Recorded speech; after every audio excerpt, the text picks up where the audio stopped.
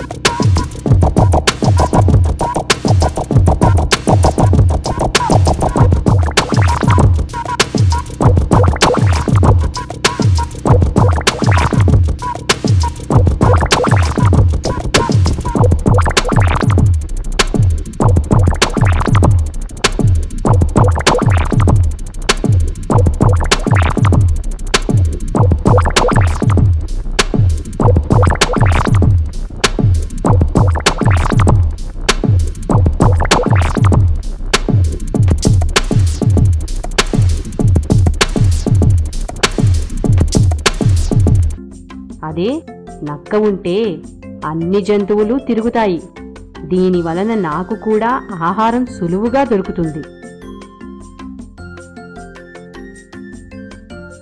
అనుకుని అలాగే చేద్దాం అని నక్కకి చెప్పింది సింహం. ఇంకేముంది, ఆ రోజు నుంచి అటుగా వచ్చిన జంతువులన్నింటినీ నక్క ద్వారా తెలుసుకుని సింహం వాటిపై పడి చంపివేస్తుండేది. ఇలా చంపగా దొరికిన ఆహారాన్ని ముందుగా సింహం తినగా మిగిలినది నక్క తింటుండేది. ఇలా కొన్ని రోజులు గడిచిపోయాయి. ఒకరోజు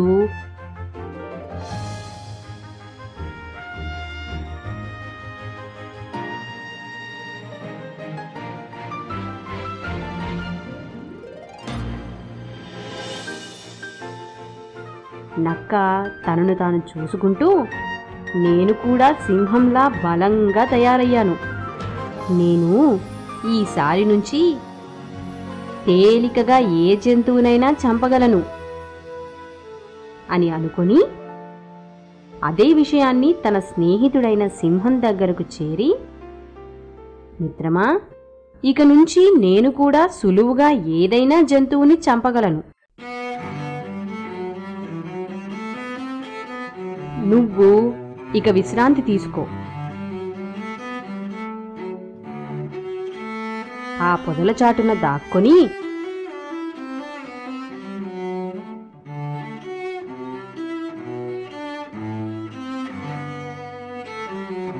ఏదైనా జంతువు వచ్చినప్పుడు నాకు చెబితే నేను దానిపై దూకి చంపి మనకు ఆహారం సంపాదిస్తాను.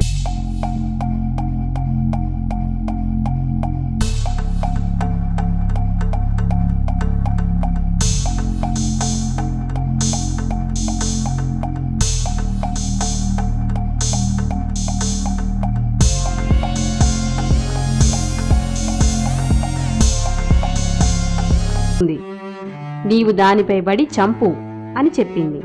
నక్క ఏనుగు వైపు దూకింది. ఏనుగు పెద్ద జంతువు కదా, నక్కను తన తొండంతో ఒడిసిపట్టి గిరగిరా తిప్పి దూరంగా విసిరేసింది. ధబీమంటూ కిందపడి నక్క ఆ దెబ్బకి అక్కడికక్కడే ప్రాణాలు విడిచింది. అనగనగా ఒక అడవిలో ఒక పెద్ద రావి చెట్టు ఉండేది. దానిపై ఎప్పటి నుంచో చాలా పావురాలు మిక్కిలి స్నేహంతో నివసించేవి.